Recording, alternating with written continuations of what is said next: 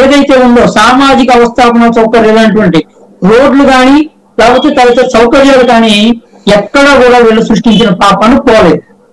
దానివల్ల number of accidents, high fuel cost, high fuel expenditure ఇవన్నీ కూడా జరిగాయి. ప్రజల వరకు రీచ్ అవ్వకపోవచ్చు, కానీ ఇవన్నీ కూడా ఆ పార్టీ యొక్క లోపాలు. ఇటువంటి సందర్భంలో వేవ్ అనేటువంటిది, జగన్ వేవ్ అనేటువంటిది నథింగ్ ఎక్సెప్ట్ ఒకవేళ మనీ మేనేజ్మెంట్ ఏమైనా ఉంటే అది చెప్పలేము, కానీ అంత ఈజీ కాదు ఇప్పుడు మనీ మేనేజ్మెంట్ కూడా. ఎందుకంటే ఎక్కడికక్కడ లా అండ్ ఆర్డర్ ఖచ్చితంగా ఎలక్షన్ కమిషన్ కంట్రోల్లో రోజు రోజుకి వస్తుంది. ఎలక్షన్ దగ్గరికి వచ్చేసరికి ఇంకా గట్టిగా వస్తుంది అనమాట. ఇది కూటమి యొక్క ప్రభావం. ఇక మూడోది ఏంటంటే ఉద్వేగం ఖచ్చితంగా చూపిస్తుందండి. మీరు అన్నట్టుగా వాలంటీర్లను తీసేశారని, వాలంటీర్లు ఆఫ్ చేశారని, వాలంటీర్లలో majority of the percentage emotional గా ఫీల్ అయ్యి వాళ్ళ ప్రభావం ఖచ్చితంగా ఉంటుంది, అందులో అనుమానం అయితే లేదు. Majority of the percentage and the same time దేశం మొత్తం మీద వాలంటీర్లు లేకుండా ఇంటింటికి కూడా నరేంద్ర మోడీ గారు పెన్షన్లు పంపించగలిగారు. కేవలం ఆంధ్రప్రదేశ్ లో మాత్రమే 1 నెల రోజు వాలంటీర్లు లేకుండా, అదే అడిషనల్ గా సచివాలయ ఉద్యోగులు ఉండి కూడా వాలంటీర్లకి పెన్షన్లు ఇంటికి పంపించలేకపోవడం, ముఖ్యంగా దివ్యాంగులు కానీ లేకపోతే వృద్ధులు కానీ ఎవరైతే ఉన్నారో వీళ్ళందరినీ కూడా ఎక్కువగా ఇబ్బంది పెట్టడం అనేటువంటిది, ఇది కూడా ఎలక్షన్ దగ్గర చేసి వారు అనుకున్నట్టుగా మాత్రమే ప్రభావం కాకుండా మా ఎక్స్ప్లెనేషన్ లో కానీ మా ప్రచారంలో కానీ వాళ్ళ భావనలో కానీ నెగిటివ్ ఎఫెక్ట్ పడేటువంటి అవకాశం ఒక 30% అయినా ఉందండి. రైట్.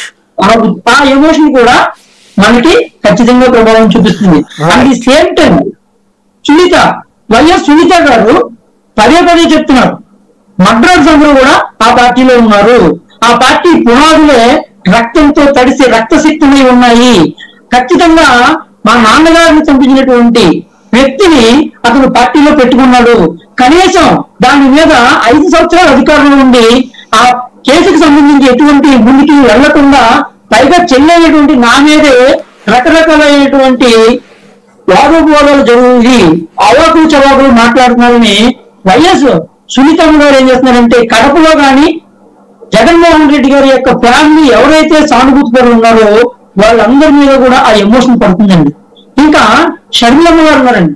షర్మిలమ్మ గారు డైరెక్ట్ గా చెప్తున్నారు, అఫ్కోర్స్ ఆవిడ ఒక మామూలు జాతీయ పార్టీ రాష్ట్ర అధ్యక్షురాలు అయి ఉండొచ్చు, కానీ స్వచ్ఛంగా అన్న నేను రాజశేఖర రెడ్డి బిడ్డను అని పదే 2 మాటలకు ఒకసారి నేను రాజశేఖర రెడ్డి గారి బిడ్డను నన్ను పదే ట్రోల్ చేస్తున్నారు, అన్ని బూతులో మాట్లాడిస్తున్నారు మా అన్న, నన్ను ఎలా చేశారు, నేను ఆ రోజు మా అన్న గురించి ఇలాగ నేను పాదయాత్ర చేశాను, ఎన్నో కష్టాలు పడ్డాను, మా పెదనాన్న గారు నన్ను ఎంపీ పోటీ చేయమన్నారు కడప, కాబట్టి ఇప్పుడు నేను పోటీ చేశాను, కాబట్టి ఈ రోజుకి కూడా అలాగా షర్మిలమ్మ గారు కూడా ఓ పక్కనే ఎమోషనల్ గా చాలా ముందుకి దూసుకుని వెళ్తున్నారు.